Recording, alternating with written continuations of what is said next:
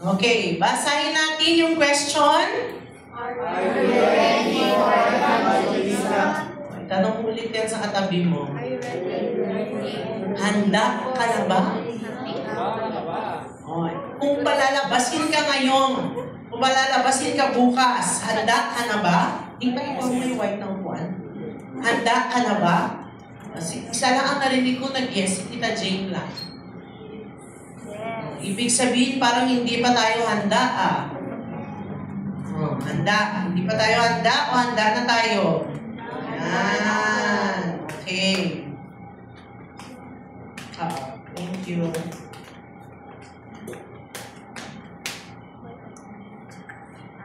Okay. This is a great question for each one of us. Are we ready? Ready ka na ba? Ready ka na ba? Ready na ba ang bawat isa sa atin to evangelize? Are we ready to go out? Yes, sabi daw ni Jacob. Sige.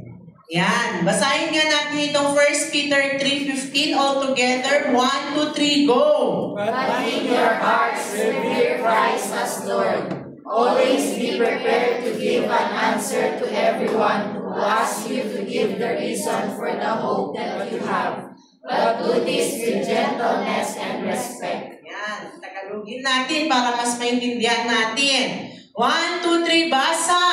Sa inyong puso ay ituring ninyong banal si Kristo bilang Panginoon. Maging handa kayong laging magpaliwanag sa sino mang magtanong sa inyo kung bakit kayo may pag-asa. Ngunit gawin ninyo ito ng may kababaang loob at paggalang. Maliwanag ba yung text natin? Maliwanag ba? Sa inyong puso ay ituring ninyong banal si Kristo bilang Panginoon. Meron pa ba sa atin dito ang hindi natin tinuturing si Lord Jesus Christ as our Lord and Savior? Meron pa ba dito? Wala na. Maging handa. Anong sabi niya? Be ready. Kaya nga yung tanong natin kanina, are you ready to evangelize? Maging handa kayong laging magpaliwanag sa sino mang magtanong sa inyo kung bakit kayo may pag-asa. Bakit ganyan yung buhay mo? Diba? Maging handa ka lagi sumagot. Anong sikreto mo? Diba? Ngunit gawin nyo ito ng may kababaang loob at paggalang. Kailangan pala talaga, biblically speaking, we should always be ready. Ready for what? Ready to evangelize. Kailangan lagi tayong ready na magkwento ng buhay natin. Kailangan tayong laging ready na mag-evangelize. Diba? Kailangan ready tayo to spread the gospel of the Lord. May oras ba dyan na sinabi? Tuwing umaga lang ba? Tuwing gabi lang ba? Wala. Kaya nga sabi ng Panginoon dito, tayo ay maging handa. Yan. Ngayon, i-evaluate natin ang sarili natin kung tayo nga ba talaga ay handa na to evangelize, to go out, and to share our testimony to other people. What matters most in evangelism? Ano ang pinaka-importanteng bagay na dapat meron sa atin bago tayo lumabas at mag-evangelize?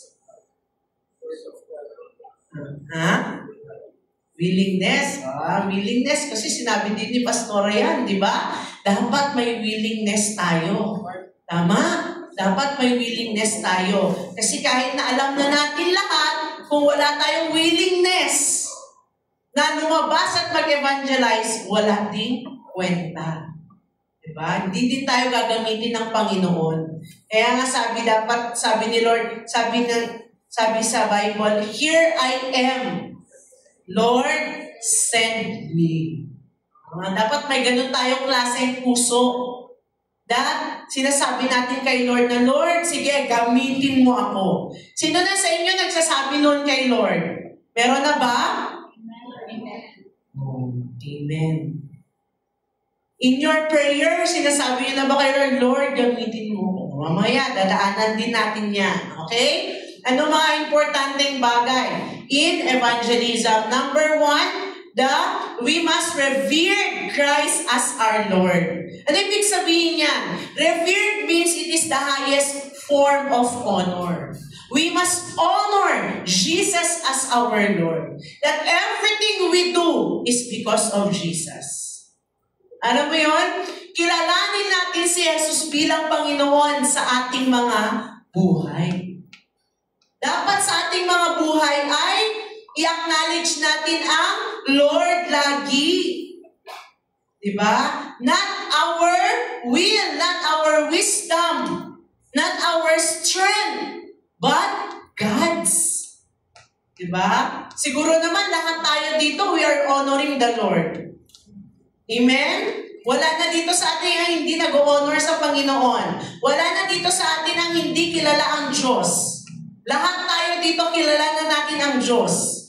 Amen ba? Lahat tayo, we are honoring God. We are acknowledging God in our life. Amen? Yan. Because the one of the most important thing in our life for us to be able to evangelize is no other than fully surrendered life. And that was discussed by Brother Bo. We must deny ourselves. Take up our cross and follow Jesus. Before we follow the Lord Jesus Christ, before we can follow Him, we must first deny ourselves. Hindi na yung dapat na gusto mo, kundi dapat yung gusto na ng Panginoon. Ano sabi dyan? Take up your cross. May dalawang requirements si Lord bago natin siya masunod. Denying our wants in life. Hindi mo pwedeng sabihin, every now and then, Lord, ito kasi yung gusto ko eh. Pag lagi natin sinasabi kay Lord na ito yung gusto mo, hindi ka talaga niya magagamit.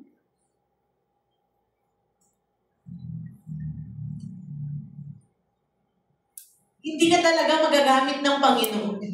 Every time na sinasabi natin, Lord, kasi ito yung gusto ko. Ito yung dapat na mangyari sa buhay ko. Siya yung dapat na i-evangelize ko. Siya yung gusto kong i-evangelize. Diba? Hindi tayo makakapag-evangelize. Talaga. Kaya nga sa buhay natin, before we speak about Christ, we should surrender our life to Christ. Bago natin ipahayag na si Jesus ang Lord natin, ang Savior natin, kailangan na i-surrender na natin sa Lord fully our life. And how can we surrender our life to the Lord? Ulit-ulit. How? How?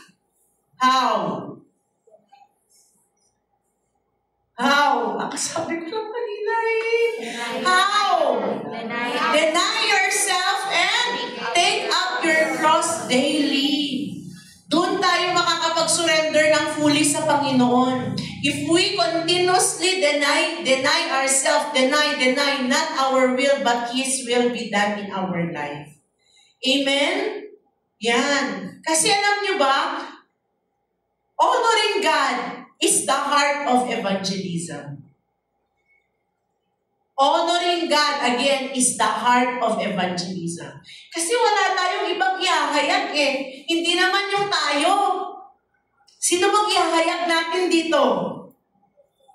Si Jesus. Si Lord. Kasi wala ka sa kinalalagyan mo ngayon kung hindi dahil kay Jesus. Hindi ka ligtas kung hindi dahil kay Jesus. Wala tayo kung hindi dahil kay Jesus. Diba? Kaya nga ang puso ng evangelism ay walang iba kundi honoring the Lord. Kung hindi natin kayang i-honor si Lord sa ating mga buhay, hindi din po natin siya kayang ibahagi sa ibang tao. Yan. Lagi mong tandaan yan, ha? Because when Jesus is truly the Lord of our life, people will see the difference and they will want to know why. Kita mo yun? Kasi pag si Lord Jesus ang ginawa nating Diyos ng ating mga buhay, merong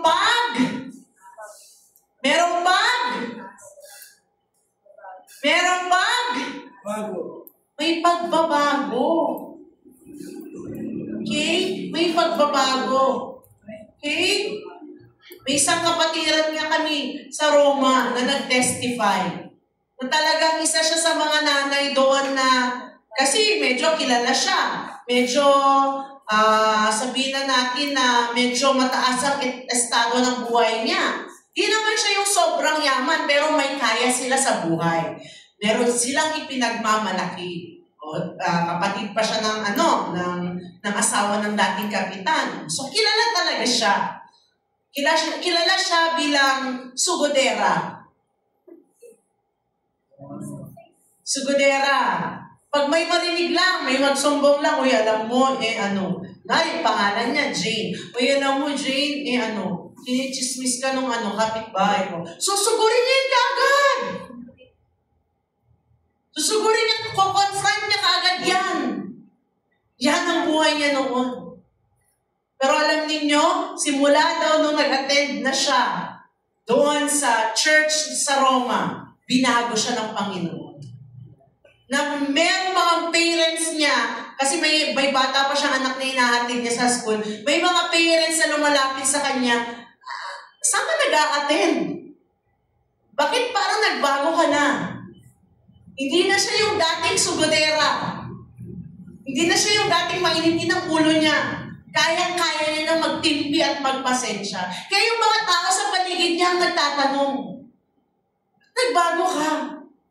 Diba? Yun yung sinasabi natin na people will see the difference in you since you have accepted Jesus Christ in your life.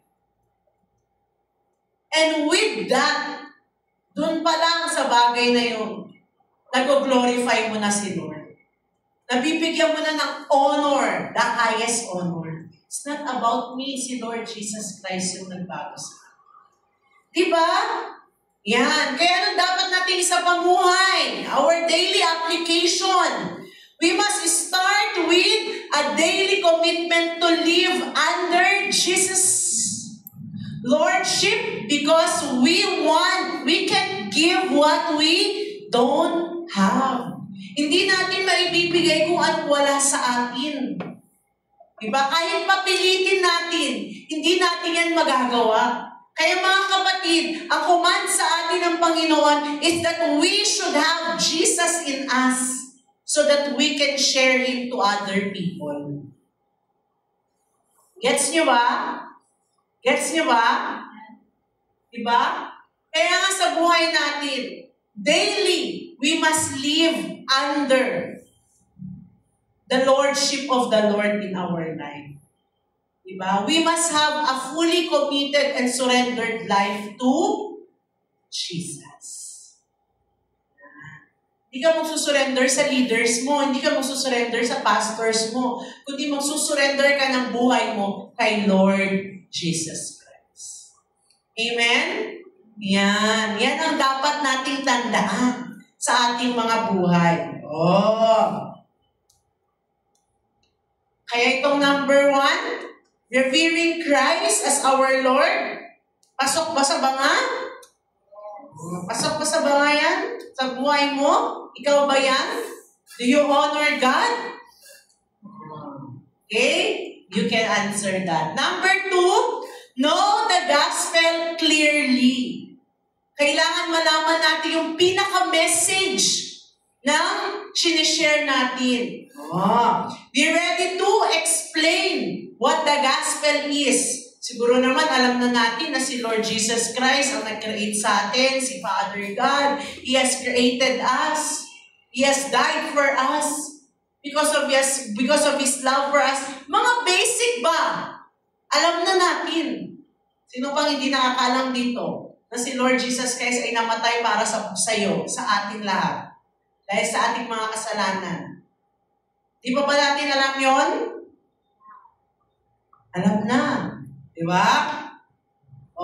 Dapat malaman natin na kineate tayo ni Lord to have a relationship with Him.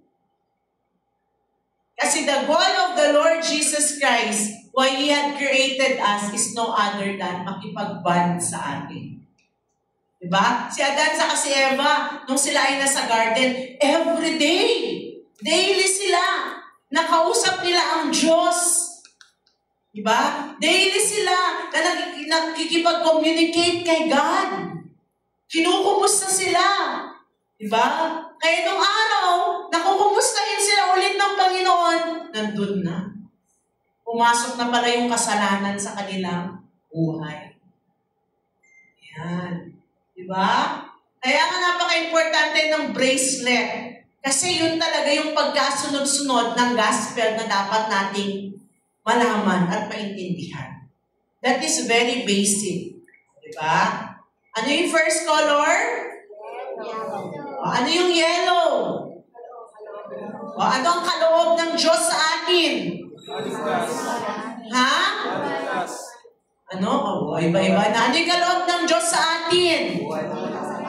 Magandang buhay. Buhay na kasama siya. Diba? Buhay na perpekto.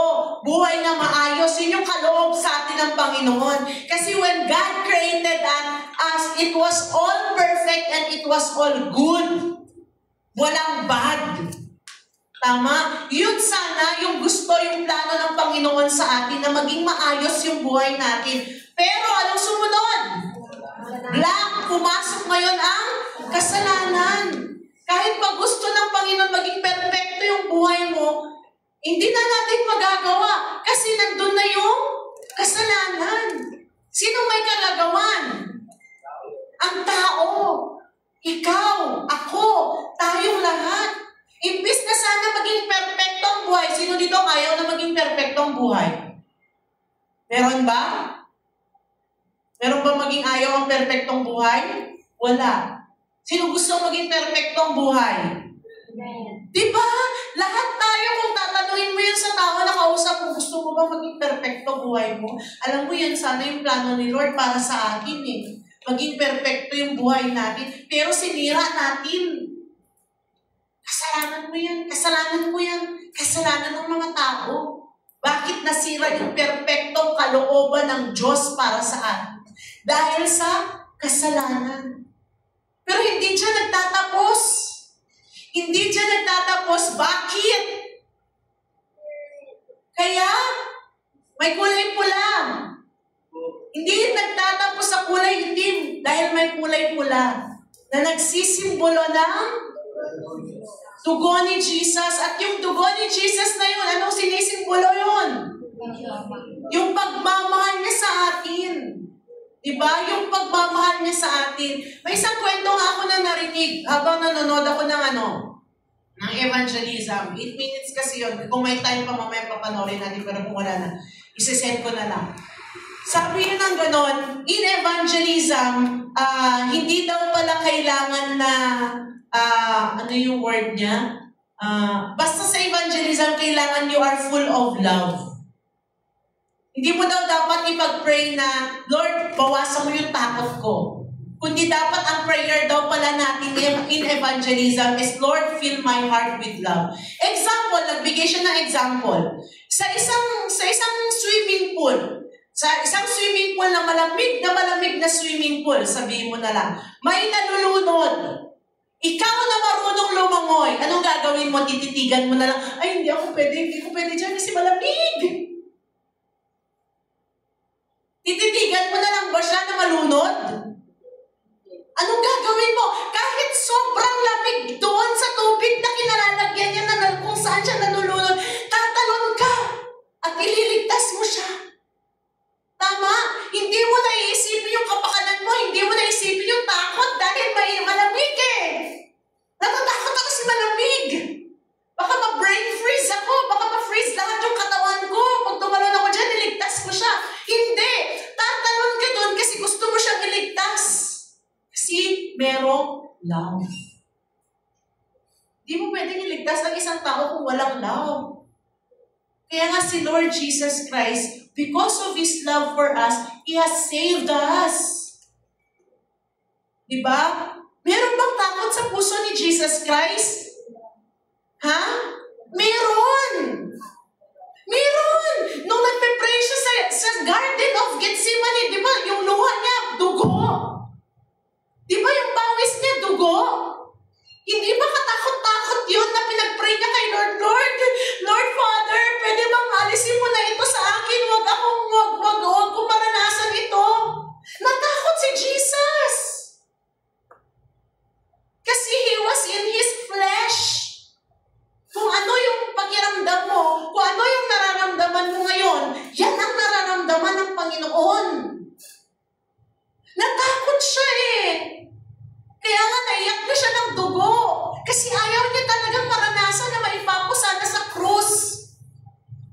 But because of His love, sabi niya kay Lord, Father, still not my will, but yours be done. Diba? May mga takot man sa puso natin.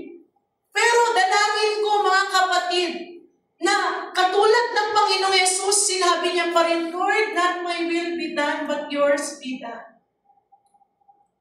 Bakit? Sino ditong hindi natatakot na lumabas? Sino ditong hindi natatakot na mag-evangelize? Alam ko, lahat tayo. May takot sa puso natin, baka hindi ako pansinin. Diba? Kaya nga nag-workshop tayo dito kung anong mga possible na maging treatment sa atin ng mga tao. Diba? Kaya ini-reenact natin dito kasi baka mamaya maranasan din natin sa labas. We are mostly sa mga tao, we have the fear of rejection. Natatakot tayo na hindi pakinggan, natatakot tayo na hindi intindihin, natatakot tayo na hindi harapin ng tao. Diba? Nakakatakot yun kasi nakakahiya nga naman pag nagawa yun sa akin. Tama ba? May sense ba? Pero huwag natin pailalin yung fear sa buhay natin. If we really want to be used by God, let us pray to God, the Lord, punuin mo yung puso ko ng pagmamahal. Kasi dahil sa pagmamahal ng Panginoong Yesus, anong sumunod na kulay? White. Tayo ay nalinis sa ating mga kasalanan. Gusto mo ba yung sisharean mo ng gospel? Gusto mo ba yung sisharean mo ng love of God? Parehas mo din na malilinis sa mga kasalanan? Gusto mo ba yun?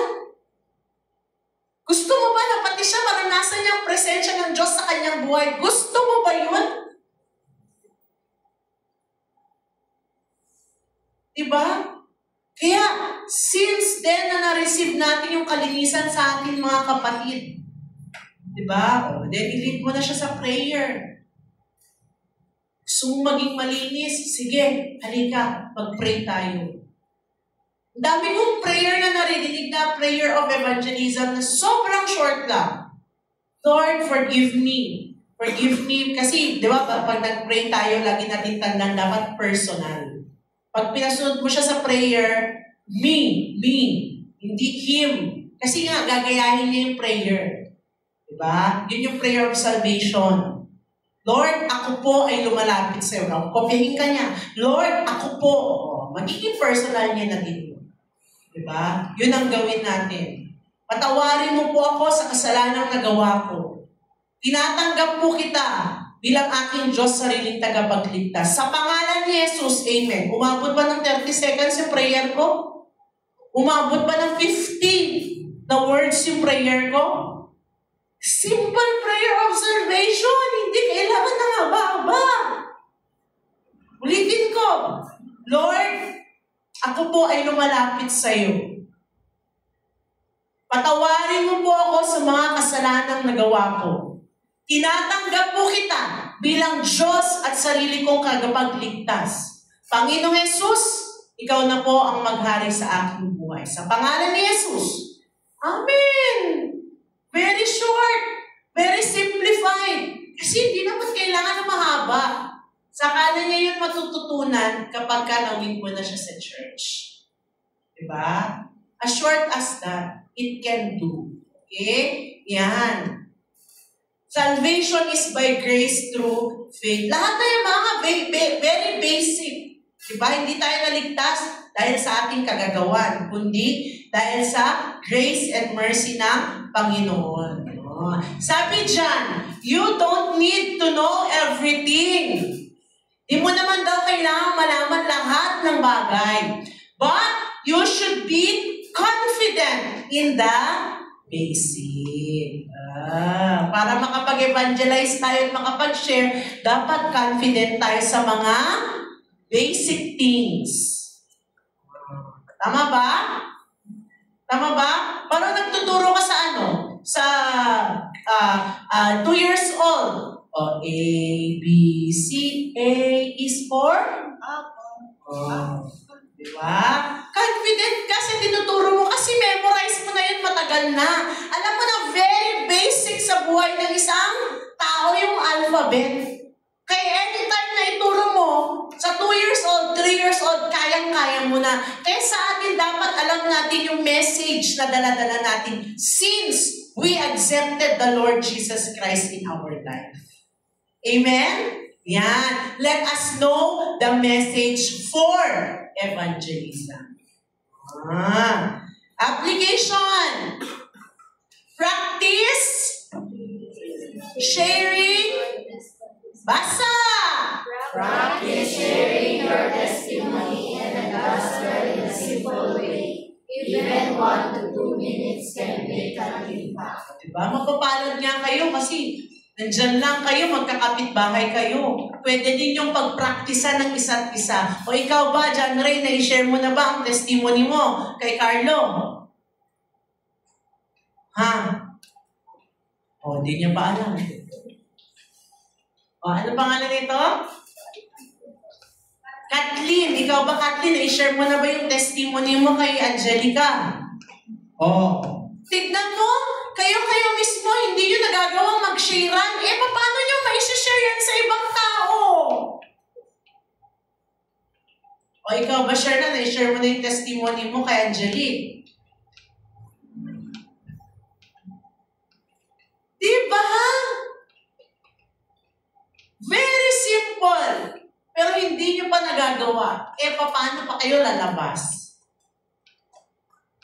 May tama ba? Pwede ba gawin ninyo yan? Lalo magbabakasyon na? Set a schedule, set a time. Orasan ninyo.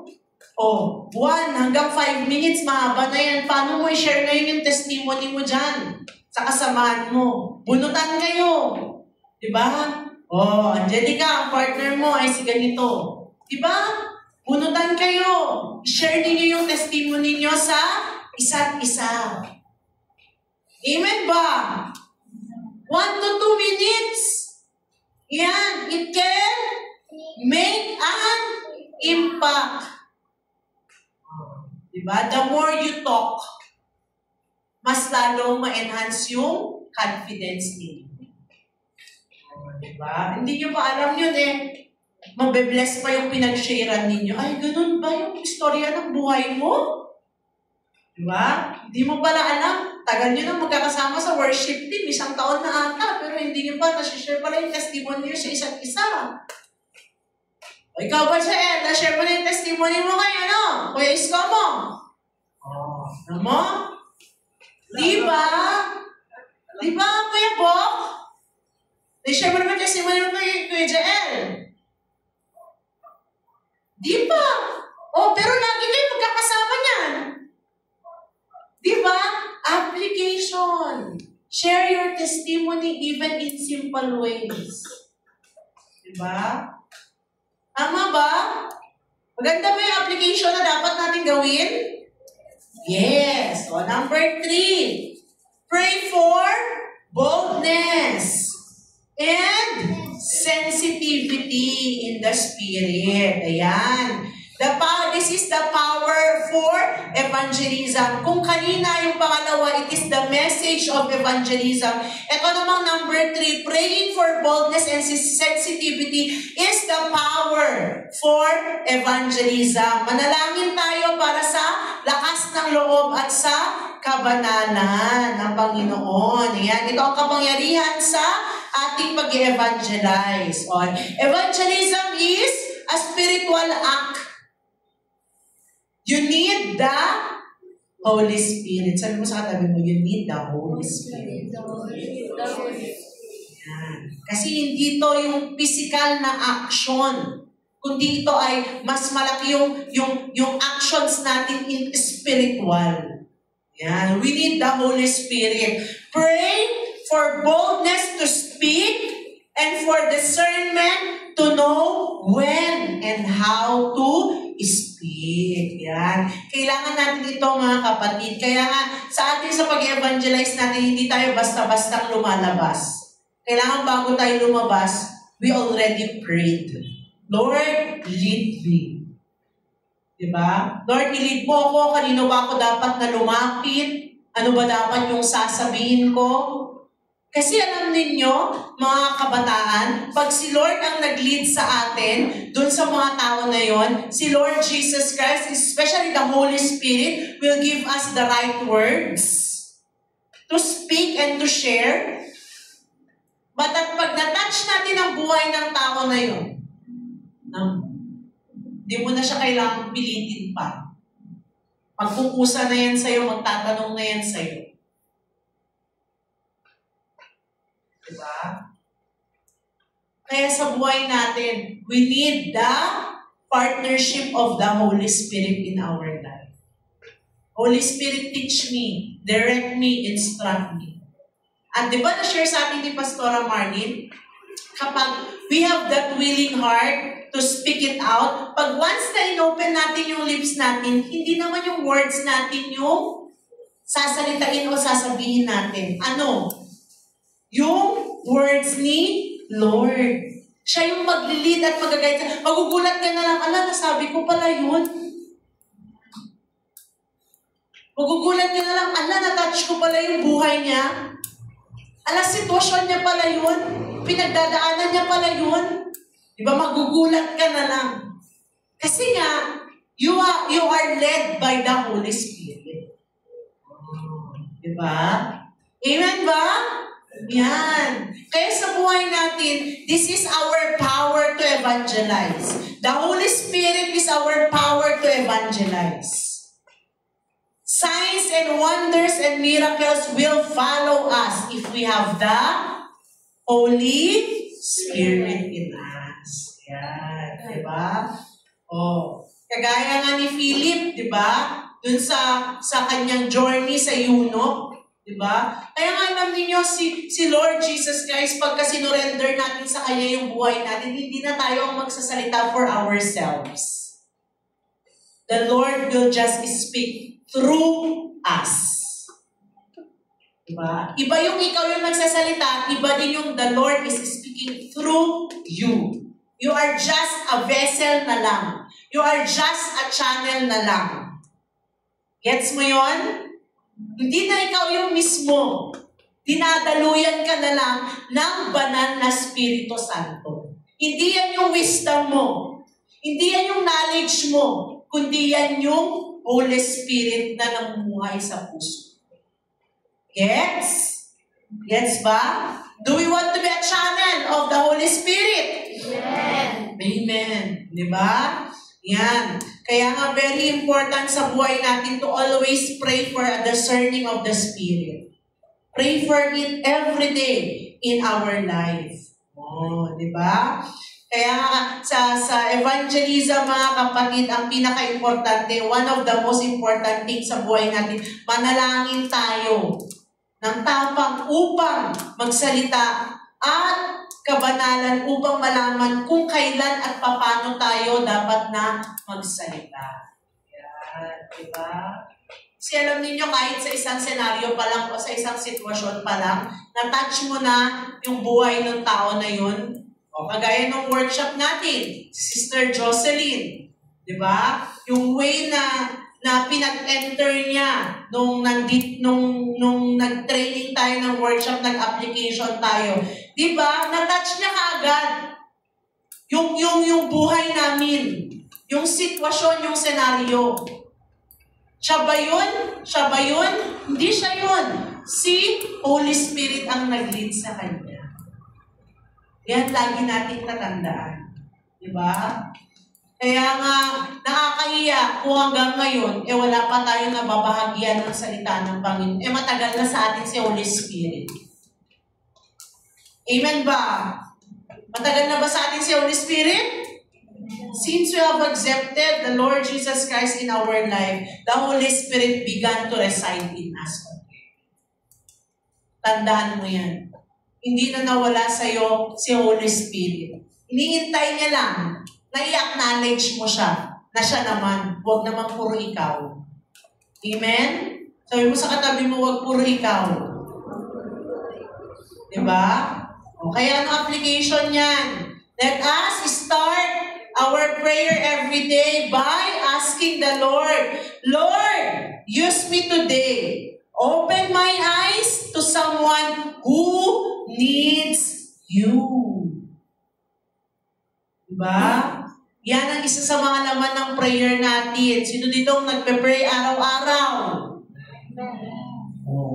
Yan, kung pag nagpe-pray tayo araw-araw, isama natin to sa prayer natin. Lord, gamitin mo ako ngayong araw na to at i-lead mo ako dun sa taong nangangailangan sa'yo.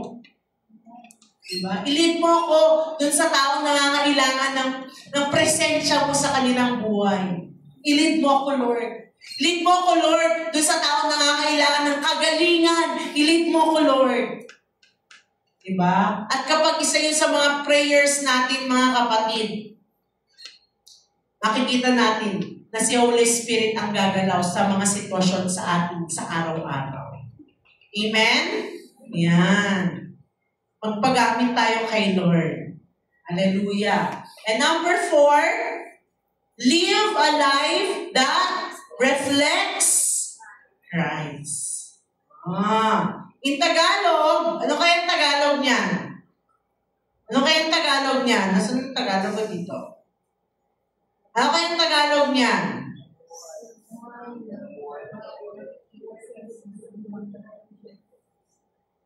Mamuhay ng buhay na sumasalamin kay Kristo. Ibig sabihin, pag nakita ka niya, hindi ikaw yung nakikita niya. Ang nakita niya, si Lord Jesus. Diba? Let us live a life that reflects Christ. Because in living a life that reflects Christ in us, this is the witness of evangelism. Tayo na yung nag-witnessing for evangelism. No-open mo na yung buhay mo at nakikita na yung buhay mo na meron kang Kristo sa buhay mo. Ayan. People may listen to your words, but basa. But they are influenced by your actions. See? Anyone can listen to our words, but they will be more influenced by what we do. Hindi naman ata yan yung ginagawa niya. Magaling lang yan magsalita. Pero hindi ko naman nakikita sa buhay niya. Galing-galing niya magsabi. Pero parang di tumutugma sa ginagawa niya. Di ba? Pwede kasi natin yan sabihin. Araw-araw. Pero, mas nakatuon ang tao sa ginagawa natin. Tama ba? Tama ba? 100% people can hear us. But that 100% hindi talaga yun yung assurance para sila ay sumunod sa atin. The assurance para sila ay sumunod sa atin is yung nakita yung buhay mo. Yes? Nakita yung gawain mo. Nakita yung actions mo. Yan. A life of integrity, humility, and love gives credibility to the gospel. Ibig sabihin, napaninindigan mo, di ba? Ang dala-dala mong mensahe ng Panginoon sa buhay mo. Baga, yung integrity, humility, and love, ito yung mga visa. Ito yung mga magpapatunay na totoo yung daladala mong gospel. Yan. Kapag nakita ka ng tao na may isang salita, pinaninindigan mo yung sinasabi mo, pinaninindigan mo yung sinishare mo, kahit na hindi mo na ulitin yung sinabi mo, kung nakita na nila sa gawa mo, susunod sila sa'yo. Pero kung hindi nila nakita sa gawa mo, magaling ka lang magsalita. Hindi na sila maniniwala sa'yo sa lahat pa ng sasabihin mo. Tignan mo yung katabi mo, kapani-paniwala mo yung mukha niyan. Kapani-paniwala pa ba yung mukha niya o mukhang sinungaling? Di ba? Preach the gospel through your actions. Sabi mo sa katabi mo yan, preach the gospel through your actions. Diba? Mas maganda kasi yun mga kapatid. Sa gawa, nakikita. Kasi mas mabisa yung gawa kesa salita. Tandaan mo yan ha. Mas mabisa ang gawa kesa salita. Kaya dapat nakikita si Kristo sa ating buhay. Kaya dapat namumuhay tayo sa buhay na sumasalamin kay Kristo. Diba? Ay, alam mo, bakit, sobrang, kitang-kita ko sa'yo sobrang pasensyoso ka. Sobrang pasensyosa ka. Diba? Kahit na nakakairita na yung mga kasama mo, pinapagpasensyahan mo pa rin. Because that is Jesus in me. It's not me. It's Jesus in me. Because the fruit of the Holy Spirit is love, joy, peace, patience. Diba? Kahit na hindi nakapasensya, pagpapasensya mo pa rin.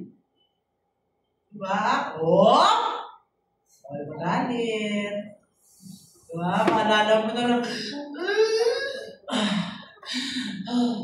Kalma. Diba? Diba? Tama ba? Diba? Sino ba yung nag-testify na bata? May nag-testify na bata Nasabi niya, parang binubuli siya, parang gano'n. Nakalimutan ko na yun. Ha? Si MJ? Binubuli siya, tapos pinag-pray niya na lang. Ay, lumabas po siya ng nila, tapos nag-inhale-exhale lang. Nag-inhale-exhale siya, tapos meron pa yung sabi niya na pinag-pray, si JM. Si JM nung BS natin. Yun yung pinaka-latest na narinig ko. Yung sabi niya yun yung birthday ko, di ba? Yung sinelebrate, yun ba yun?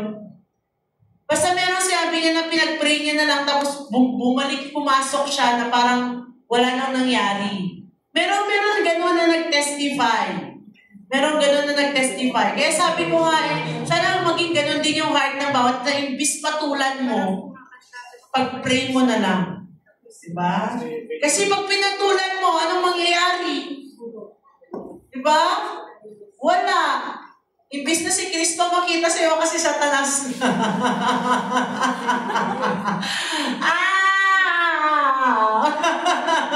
Diba? Tama ba? Kaya dapat hindi tayo bumabato sa mga demonyo sa paligid natin. Kasi padala lang sila ng demonyo para palabasin yung tunay na ugali mo. Kung yung tunay na ugali mo ugali ni Kristo, di lalabas yung pagmamahal, lalabas yung pasensya, lalabas yung pag-iintindi. Tama ba? Yan. Tama ba? Amen. Di ba? Tama? Yan. Praise God. Application. Live in a way, basa, that makes people curious about growth, peace, and joy in our lives. Yun yung dapat nating lakaran. Na sis, bakit nakakaya mo yung asawa mo, kahit ganun na siya. Diba? Natatagalan mo pa. Diba? Bakit nakakaya mo yung classmate mo na yan? Kahit natatagalan mo pa? Diba? Kahit na mahirap, kung ikaw ay lumalakad in hope, in peace, and in joy, makikita yan sa buhay natin na meron tayong Kristo. Amen? Yung binubuli ka na, pero binibigyan mo pa rin ng pagkain. Di ba? Tama ba? Kaya alam niyo sa buhay natin i-aim natin na yung puso natin talaga yung maging puso. Yung puso ni Lord ay maging puso natin. Ayun yung pinaka-the best talaga.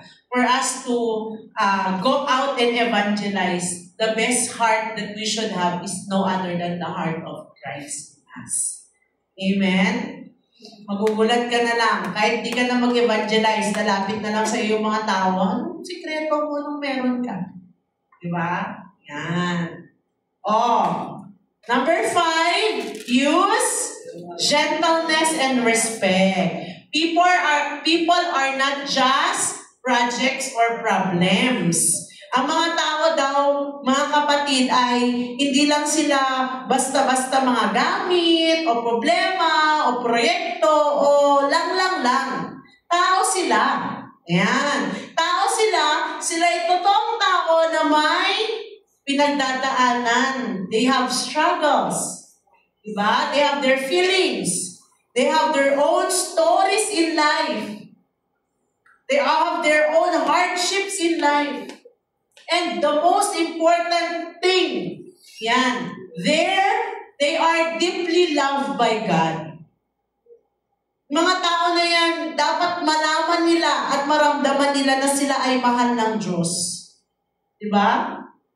Because when we share the gospel, we're not trying to win them. We're trying to love them like Jesus does. Diba? Laging ang maging foundation natin why we evangelize. Hindi dahil gusto mo silang mapunta sa church. Hindi dahil gusto mo rumami yung members ng church. Kundi dahil gusto mong iparamdam sa kanila ni Jesus. Kasi once na naramdaman nila at naranasan nila yung pagmamahal ni Lord sa buhay nila, tuloy-tuloy na yan. Tuloy-tuloy na yan. Pero pag hindi nila naramdaman yung pagmamahal ni Lord galing sa'yo, ano bang rason para magpatuloy sila? Diba? Don't be rude. Be gentle. Amen? Treat everyone with respect. Paano yung pinagdadaanan mo, isipin mo sila din. Dumadaan din sa mga pagsubok na yun. Dumadaan din sila sa mga struggles na yun. Sabi dyan, respect builds bridges, but pride burns them. Tama mo yan? Diba? Pag may respeto tayo sa isa't isa, yun yung nagiging way to strengthen our relationship with them. Pero pag may pride tayo, yun yung nagiging way para ma-disconnect tayo sa kanila. Imbis na makareconnect tayo sa kanila, wala. Mas lalo silang mawawalan ng rason para makinig sa'yo at magpatuloy. Because of pride. Diba? Lagi nating tandaan, hindi tayo lumalabas at nag-evangelize dahil magaling tayo. Kundi dahil gusto nating ipahayag yung pagmamahal ni Lord Jesus Christ. At gusto din natin na maranasan nila yun, na mahal sila ni Lord. Amen? Sabi mo sa katabi mo, mahal ka ni Lord. Diba? Mahal ka ni Lord. Sobrang ikli na salita, pero napaka-powerful. Kaya sa buhay natin, wag nating tatantanan to pray, Lord, give me a humble heart. Give me a heart full of love. Diba? Ano sabi ni Jesus sa cross? Ano sabi ni Jesus sa cross? Lord, forgive them for they don't know what they're doing. Tawarin mo sila, Lord, kasi hindi nila alam yung ginagawa nila. Diba? Ganun din sa ating buhay, mga kapatid. Bakit nasabi yun ni Lord Jesus Christ? Kasi nga, yung puso niya punong-puno ng pagmamahal. Punong-puno ng pagmamahal sa mga tao sa paligid niya. At gusto niya, lahat ng mga tao ay maligtas sa pamamagitan niya.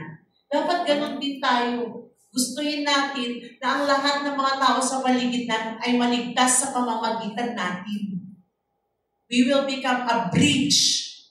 Kita mo yun? Na di ba ginawa na ni Jesus Christ? Di ba ginawa na ni Jesus Christ? Si Jesus at saka yung tao. Si Jesus at saka si Father God. Si Jesus yung naging bridge para tayo ay makapunta sa Ama. Ngayon, na meron tayong Jesus na, si Jesus, tapos yung tao, tapos tayo na yung magiging bridge para sila ay makapunta naman kay Jesus. Gets natin yung illustration? Dapat ganun naman. Ginawa na ni Jesus yung part niya, gawin din po natin yung part natin that we will become a bridge to these people, to Jesus. Amen? Ang ganda, no? Tapos, balang araw magpapasalamat sa iyo yung tao dahil kay Sister Jane. Kaya ako nakilala kay Lord. Dahil kay Sister Kathleen. Kaya ako nandito. Kasi when you invite someone and when you evangelize someone at pag sila ay napunta sa church because of you, you did your part to be a bridge between them and God. Gusto ba natin yon? Tayo maging tulay? O gusto natin maging Santa Maria tulay? Nawasak. Hindi nakarating. Mawawasak yun. Di ba? Imbis na maging blessing tayo, ayaw ko na mag-attend dyan kasi naman si John Ray. Ano yan? Nasaktan niya ako yan. Diba? Si Chef na, in-snub niya ako, huwag na mag-attend dyan. Diba? Dapat tayo yung maging rason para sila ay mag-attend. Hindi tayo yung maging rason na stumbling block tayo. Yung palapit na sana sila sa church tapos ikaw yung naglagay ng malaking hadlang doon. Diba ikaw yung naglagay ng malaking bato para matisod sila at madapa sila? Diba? Kasi may mga Kristiyanong ganon. Na imbis na papasok na sana yung tao sa church, nag-attend na siya ng isang beses, hindi na bumalik. Bakit hindi na siya bumalik? Kahit invite ka ng invite. Di ba? Makitawang-tawang kayo, parang nakaka-relate kayo dyan na. Di ba? Imbis na bumalik, hindi na bumalik. Kasi natisod na. Di ba? Ikaw yung usher. Tapos imbis na welcome, yung mukha mo, hindi ka welcome. Di ba? Kailangan, pag nasa church tayo, iwan natin yung problema natin, surrender na nga natin kay Lord. Tapos sa bawat isa, magngitian tayo, di ba? Magkabayan, magyakapan. Amen ba? Di ba? Kasi doon sa pagyakap mo, ipinapafeel mo sa kanila na niyayakap din sila ni Lord. Amen? Sa pagngiti mo sa kanila, pinapafeel mo sa kanila na iningitian din sila ni Lord. Amen? Every act that you do it because Christ reflects in you. Amen? Yan. Kaya kung may problema ka, pupunta ka sa church, isurrender mo na kay Lord para hindi naman madama yung baguhan. Bakit nistaban niya ako? Hindi kayo maintindihan. Di ba? Imbis na mag-goan na siya, wala na. Kasi nistaban mo, hindi ka na nag-hi sa kanya. Yun ako hinay ni sister. Yun ako hinay ni brother. Hindi niya na ako pinansin. Di ba kayo mga kabataan? Umamin kayo. Attitude niyo yan, no? Niis na ba yung mga matatanda? Di nyo sila niyayakap. Diba? Diba, Tita Jane? Hindi nila siya iyakap? Diba? Kunwari, busy sila, pero ayaw lang nila makipagkwentuhan sa mga matatanda. Lalo mo pag may baguhan. Yan ang sinasabi ko sa mga kabataan dito.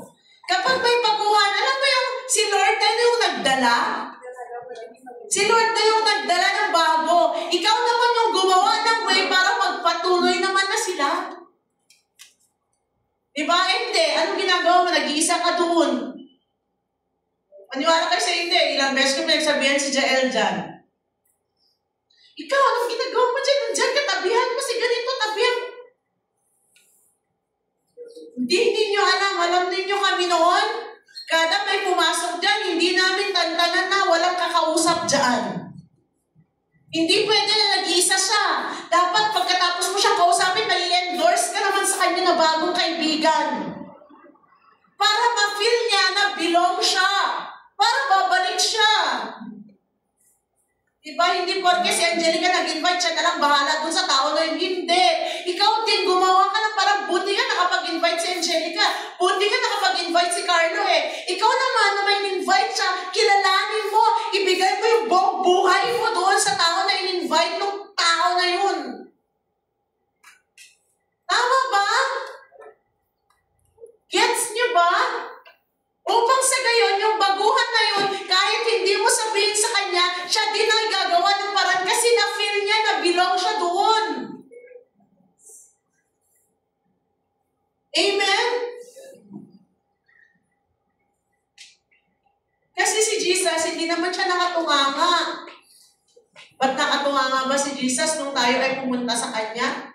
Hindi eh. Winelcome niya tayo. Kaya dapat, mga kapatid, mga kabataan, ma-feel naman din na mga bagong invites na sila ay belong.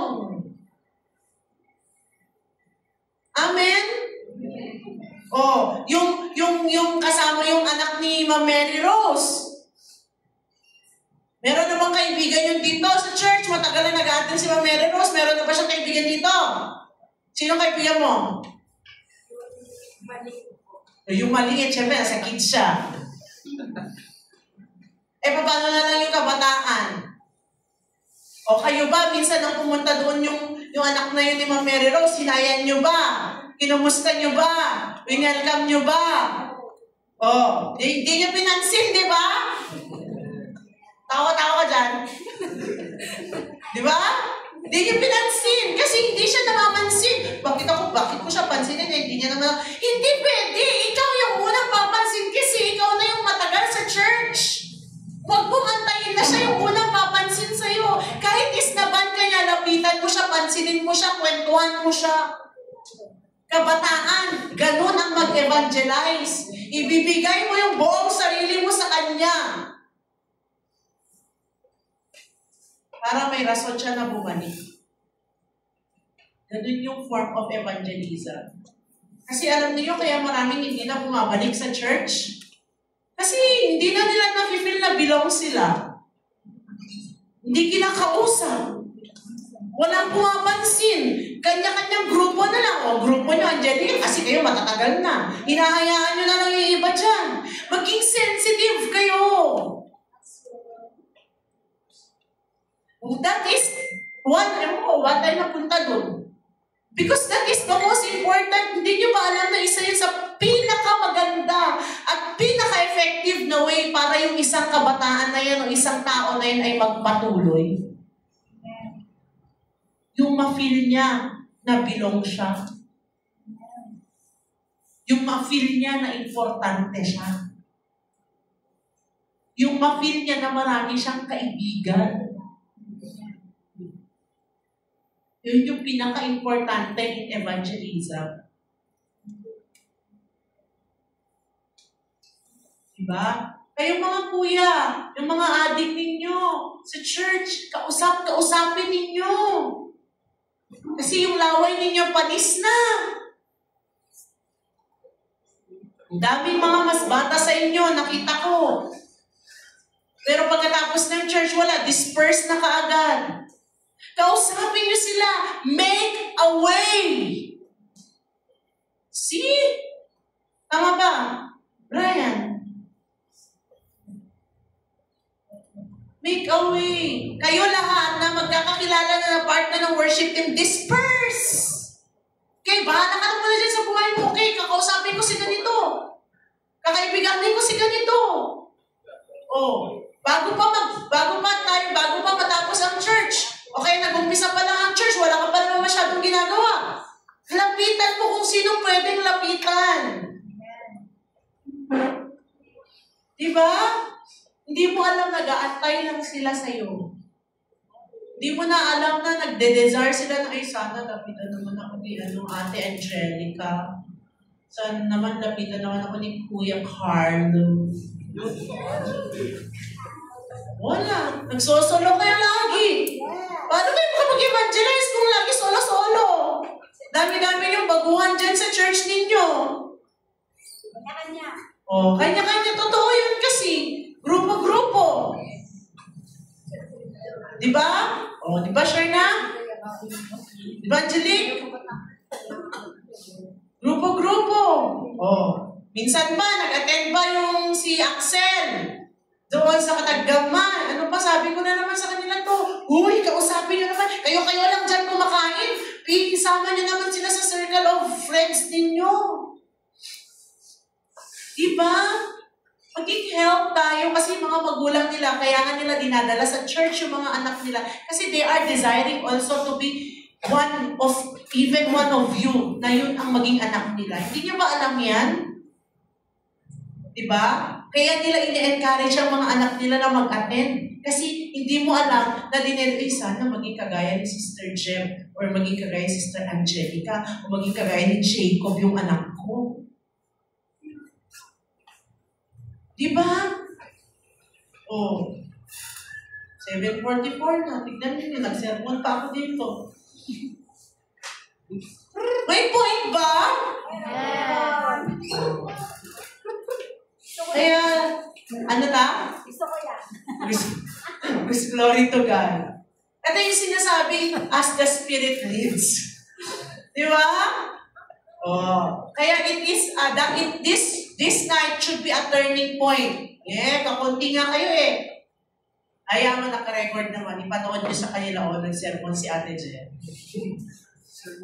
Ngayon nga lang ako tumayo dito from January to di ba? January to April. Ngayon lang ako tumayo dito, nag-sermon pa ako.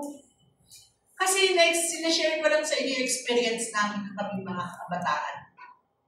Na dapat yun din yung ma-develop sa inyo. Kasi naging effective siya sa part namin. And I believe magiging effective din yun pag ginawa.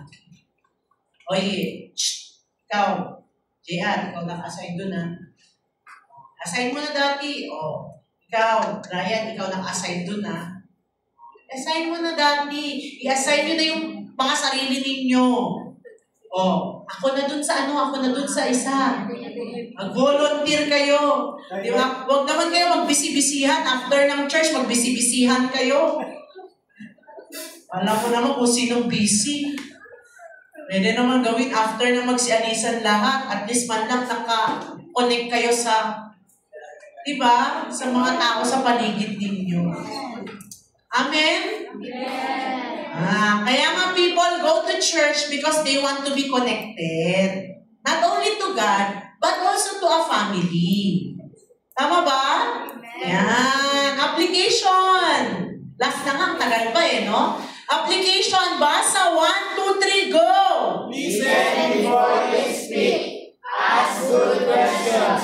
Let your tone reflect Christ as much as your words do. Yan. Diba? Listen before you speak.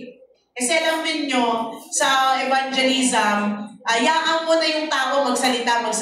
Hayaan mo yung tao na magkwento.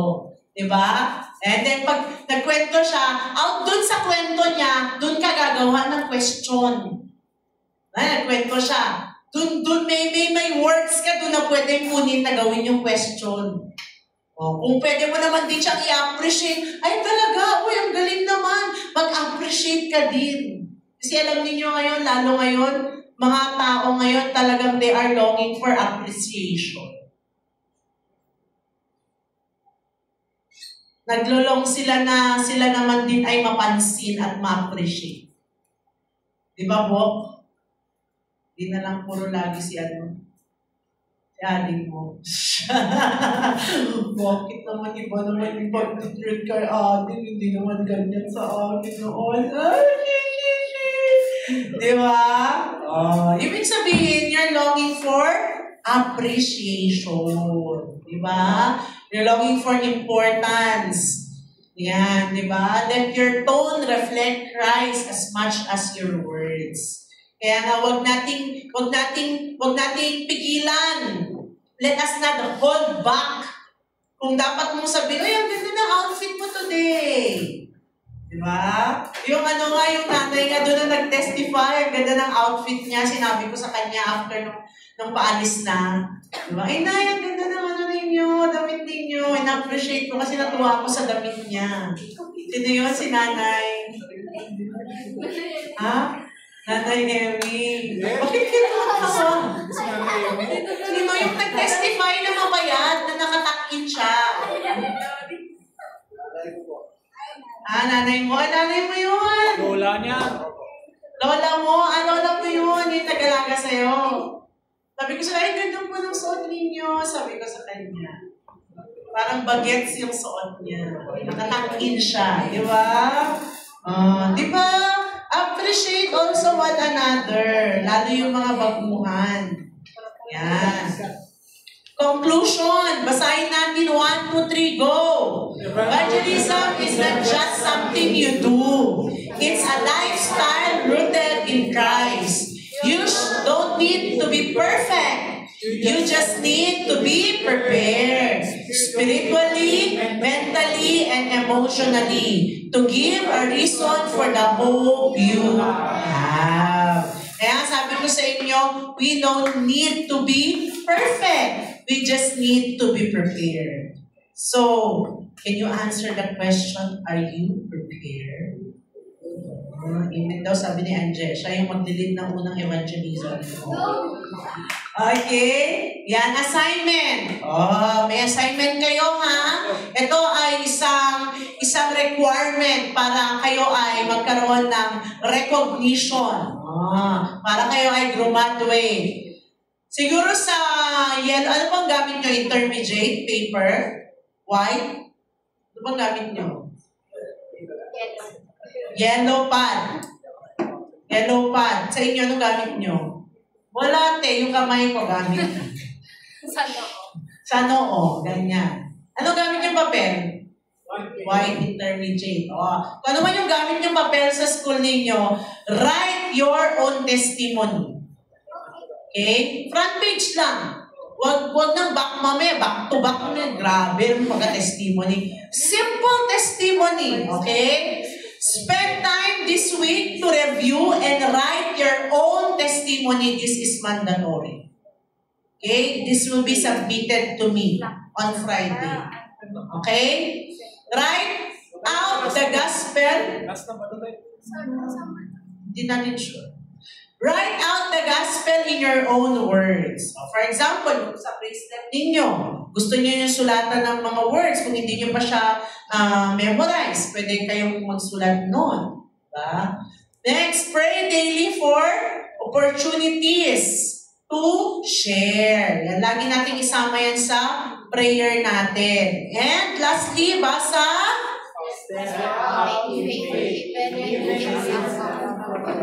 Yan. Step out in faith even if it is uncomfortable. Hindi naman talaga komportable makipag-usap sa hindi mo kilala, di ba?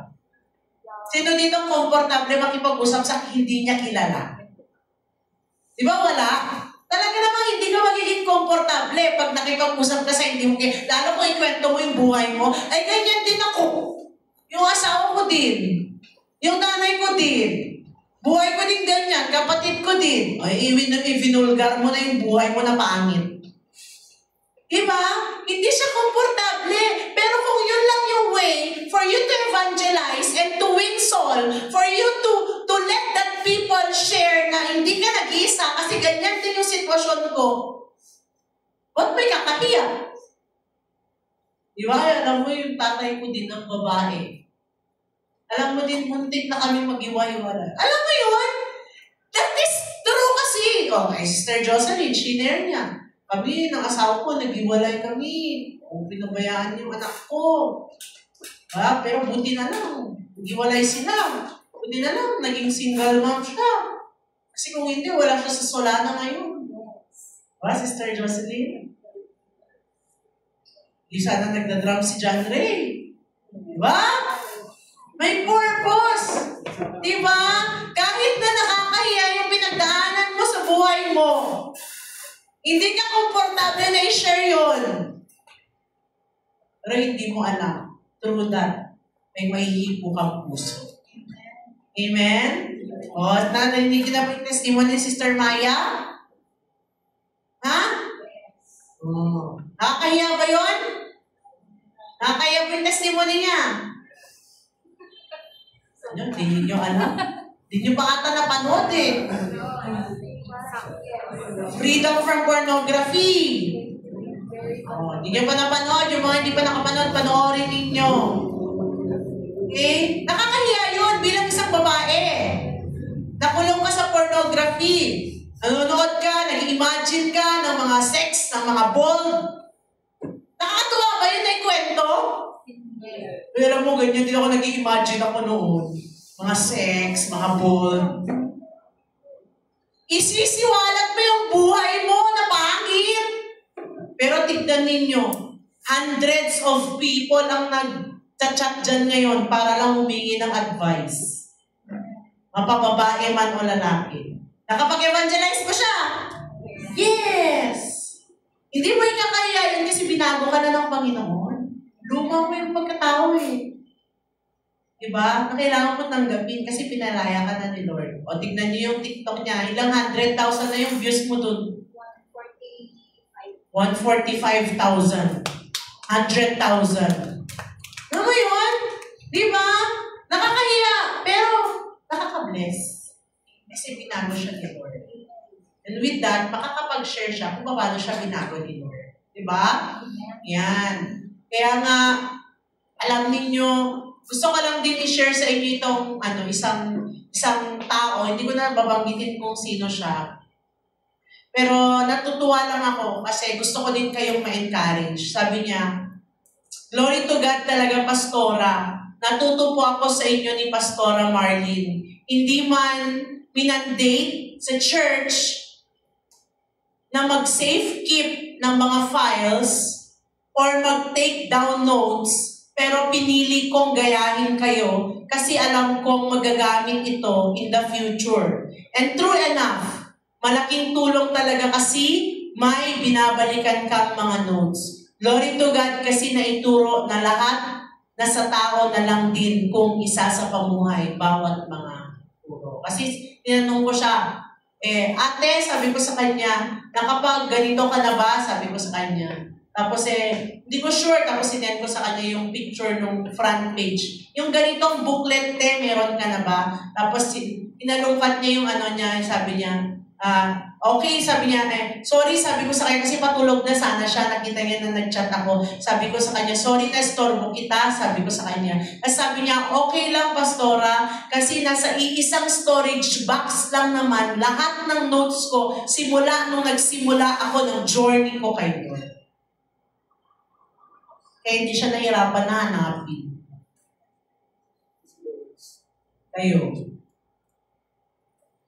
Kayo, sa notes niyo, wala. Kalat-kalat. Laging sabi, nawawala. Doon ko lang nilagay yun Biglang nawala. Diba, laging rason nawawala. Kayo, kung hanapan kayo ng mga notes ngayon, meron ba kayong may pagmamalaki at may papakita? Nakalimutan! Sana dumating din ang araw sa buhay ninyo na ma-realize nyo din na kailangan ninyo na gawin na mag-safe keep ng mga notes ninyo. Kasi alam niyo hindi naman forever yung Bible. Para at least kung mawala man, dumating man tayo sa point ng buhay natin na nawala na yung Bible, meron tayong pabalikan na sarili natin mga notes. Diba? Uulitin ko, a small pencil is better than a sharp memory. Kaya tignan mo, Sister Jocelyn, nakakaangat-angat sa atin ngayon. Kasi meron siyang ballpen and notes. Kaya mga kapatid, sana pati yung mga tinuro sa atin ni Pastora Marlene ay nagkaroon tayo ng notes. So, wala kayo sigurong rason. Lahat ng mga PowerPoint presentation na nagawa dyan since day 1 ng evangelism, isesend ko sa GC hindi ko na lang alam kung may rason pa kayo. Lahat yan, isesend ko, nakakompile dyan. Isesend ko para sa inyo. Dahil mahal ko kayo, gusto ko kayong bigyan ng another chance na magsulat. Di ba, John Ray? Amen? Amen ba?